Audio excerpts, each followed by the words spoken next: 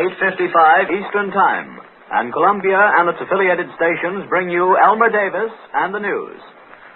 While the Russians make slow progress on the third day of their invasion of Finland, the German press has suddenly discovered that Sweden is to blame for the war, or at least the Swedish foreign minister, Rickard Sandler. The Völkischer Beobachter, the leading Nazi newspaper, says that if it had not been for Sandler's bad advice, it would have made a timely understanding with Russia and Germany. Dispatches from Berlin this morning indicated that there was a good deal of sympathy with Finland there. But tonight the tone is different, though Finland is represented as only the victim of Sandler acting for England.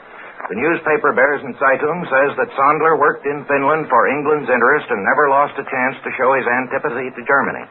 And the Essener National Zeitung, regarded as the organ of Field Marshal Goering, added that Sandler has long been the middleman of League of Nations ideologists such as Anthony Eden. The German radio tells the same story tonight. Sandler prevented Finland from reaching an understanding with Germany.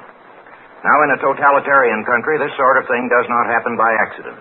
When several German papers simultaneously discover that Sweden is the culprit, it's a sign that some sort of pressure is likely to be put on Sweden. Many observers have expected that after the Russians had overrun Finland, they would discover that their security was menaced by the intolerable provocations of Sweden. But the Germans are pinning the blame on Sweden when the Finnish war has just begun. Germany draws much of its iron ore from Swedish mines and might not feel too comfortable if the Russians occupied Finland and got within easy reach of those mines. Perhaps the Germans want to get some sort of control over Sweden themselves before that time comes. So far as the fighting goes, the Finns claim they have stopped the Russians with a counterattack in Karelia and do not yet admit the loss of Petsamo on the Arctic Ocean, though the fighting there is very heavy. Herbert Elliston, reporting from Helsinki over this network earlier this evening, said the Finns claim to have shot down 23 Russian planes. Air raids continued today on Helsinki and other Finnish towns, but so far the Russian Air Force doesn't seem to be making very effective use of its numerical superiority of something like 30-1. A later report from Mr. Elliston says that the weather at present is in favor of the Finns. It's raining and the lakes have not yet frozen over, which makes slow going for Russian tanks.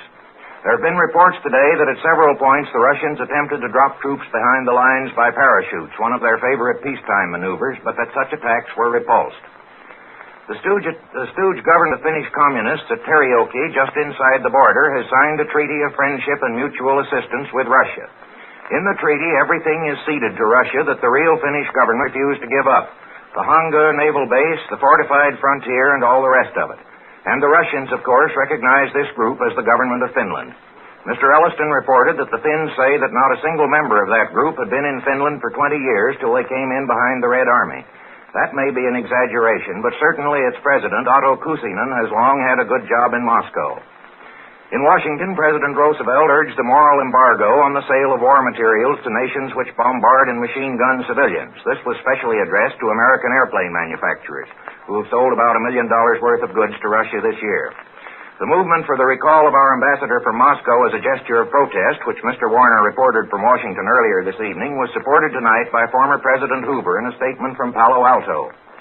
Meanwhile, the administration's policy has come under criticism from two sides. The communists blame President Roosevelt for the war on the ground that he supported Finland, and the Republican Representative Knudsen of Minnesota blames him for it because, he said, Russia is a Frankenstein which the administration helped create. He probably meant Frankenstein's monster, not Frankenstein. No news of the war in the West except the rumor that the Pope was going to ask for a Christmas truce. This was denied in authoritative quarters at the Vatican, the spokesman remarking somewhat pointedly that an armistice in the naval war would be meaningless when the sea is full of floating mines. The best-known casualty of the Russo-Finnish war to date is George Bernard Shaw. Mr. Shaw was quoted in a London paper today, and has not denied it, as saying that Russia is only defending her own security and that Finland would not have resisted if she had not counted on American support.